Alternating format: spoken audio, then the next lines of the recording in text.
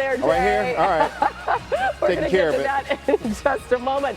First, though, we have some huge breaking news concerning Giannis Antetokounmpo into SportsCenter. And for that, we bring in senior NBA insider Shams Charania and NBA analyst Kendrick Perkins. So, Shams, what's the latest on Giannis's future? Finally, some movement, maybe a decision there.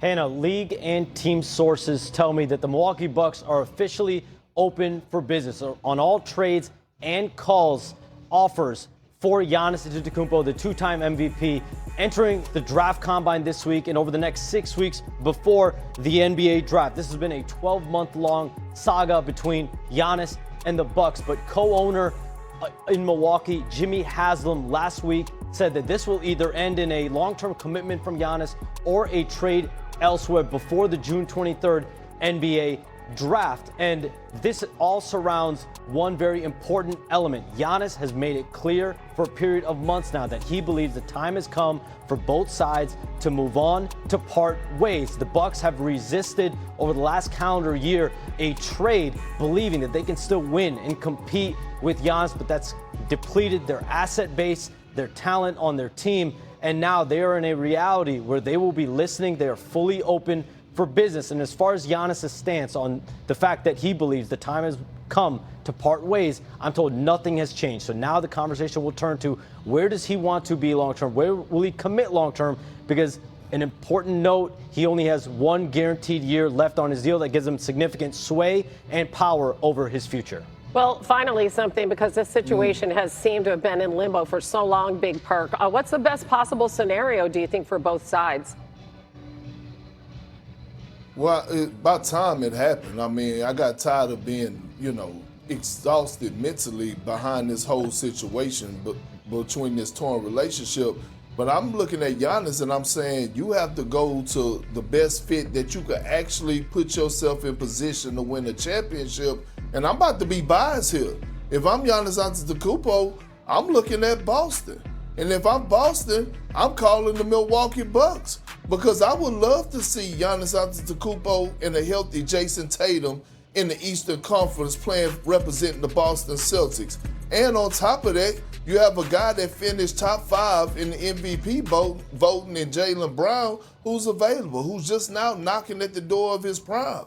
So I know it's going to be a lot of options for Giannis. Obviously, he's in my opinion, top 5 greatest power forward to ever play the damn game of basketball. But again, if I'm Brad Stevens, I'm picking up that call, and I'm one of those phone calls that's ringing. And you're sending Brown, right? You're putting Brown out there. You're sending him to Milwaukee. Okay. Yeah, you heard what I said. You heard what I said, Legend. Yes. I want to see Tatum and Giannis. I know. I heard you. I'm just emphasizing that that's the deal. Okay.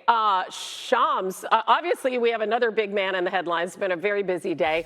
Victor Wembanyama. We saw his time in Game 4 cut short early, ejected in the second quarter of that loss to the Wolves after being given a flagrant 2 for throwing an elbow at Minnesota's Naz Reid. And Spurs head coach Mitch Johnson said afterwards that he didn't condone the hit, but that Wemby does have to protect himself if teams continue to play him physically. And you could certainly understand that. He's not a guy who wants to send a message that he wants to be pushed around. However, he did put himself in jeopardy there. What's the latest on his availability for Game 5, Shams?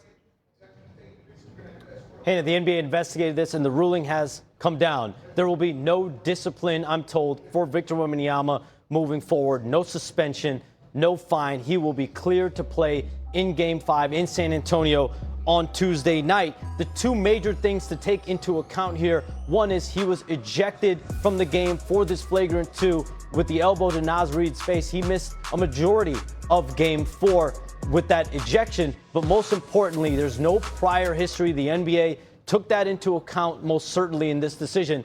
No further discipline for Victor Wembanyama. Now, I do listen to Big Perk, and I know I heard him saying all day he actually thought that Wemby should be suspended, but he's not. He's back. The series is going back to San Antonio. So, Big Perk, what does this mean now? This is a best 2 out of 3 series.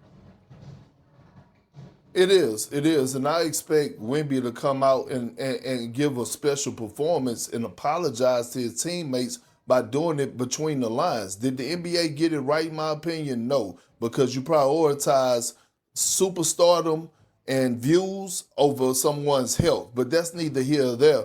I'm looking at this to be a brawl for it all. I expect the Minnesota Timberwolves to come out angry because of the decision that was made and because you're going to have the back of your brother Nas Reed. They already been chirping back and forth. But also, let's talk about the greatness of Anthony Edwards in this series. He has been basically unstoppable on 2 hurt knees. And so, yes, I know you're asking a lot, but that's going to have to carry over on the road. Also, I'm looking for the Minnesota Timberwolves defense, especially around the perimeter, to step up. Because although Wemby has been great, De'Aaron Fox, Dylan Harper, Vassell, Champagne, all those guys have been having it their way, and we're not accustomed to seeing that against this Minnesota team. Yeah, listen, their depth has been on full display, and you did hear Ant-Man say, look, I knew Wemby was out. I had to take over that game down the stretch.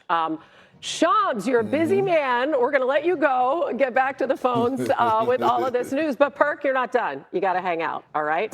We're going to head east, maybe to Cancun, I don't know, for the Sixers after their season ended in a sweep by the Knicks. Where do the Sixers go from here? So we have Joel Embiid. He's missed over half of his games in Philly. They're the only team with 3 players making at least $40 million next season. He's extension eligible in 27. Perk, what would you like to see them do?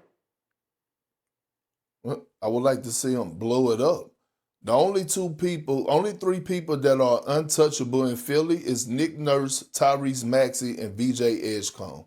Everybody else should be on the chopping block, and that's including Daryl Morey and Joel Embiid. At this point, I feel like Joel Embiid has worn out his welcome. He's given everything that he possibly can to this franchise. But if someone show you who they are, you have to believe them. And I believe that he's not one of those cornerstone guys that's going to eventually lead them to an NBA championship. I also believe that it's time for Joel Embiid to get a fresh start, a new organization, get a fresh look, see how that goes for him. But as far as this relationship and those two trying to hang on to it, I just don't see it happening. I think they need to part ways. And Hannah, I know it's going to be a hard task because Joel Embiid is contracted under so much money, and it's going to be hard with his value for teams to take him on. Yeah, given his history of availability for sure, but it's going to be an interesting summer. You got big men going all over the place right now, potentially. Yeah. I want to talk about a team, though, that's not going anywhere right now. How about the New York Knicks? That point differential this postseason is the best by any team over a 10-game span in NBA playoff history. Okay, so we have Cleveland and Detroit battling it out right now. Which team would they least want to face, Big Perk? I would have to lean more towards the Detroit Pistons. I think if you're the New York Knicks, you want to see the Cleveland Cavaliers, but from what history tells us this past season is that the Detroit Pistons has given the New York Knicks trouble. I'm not saying that they're not going to win if they do face the Pistons. I actually have the Knicks going to the NBA Finals. I believe that they're playing a beautiful brand of basketball on both ends of the floor. Mike Brown has unlocked a different version of Karl Anthony Towns that we've never seen before. We know that he could rebound at a high level. We know he's one of the most skilled bigs that could score, but now he's being the facilitator, making guys around them better, and he's defending. The New York Knicks are the real deal, but if I had to pick one for them, it would be James Harden and Donovan Mitchell and the Cleveland Cavaliers that they want to see in the Knicks. Yeah, I mean, Cat with double-digit assists, and arguably this is not the same version of the Knicks that had trouble with Detroit in the regular season. And OG Anunoby gets some rest, so things looking up in New York. Those fans are happy for now. Big Perk, we appreciate you. You know how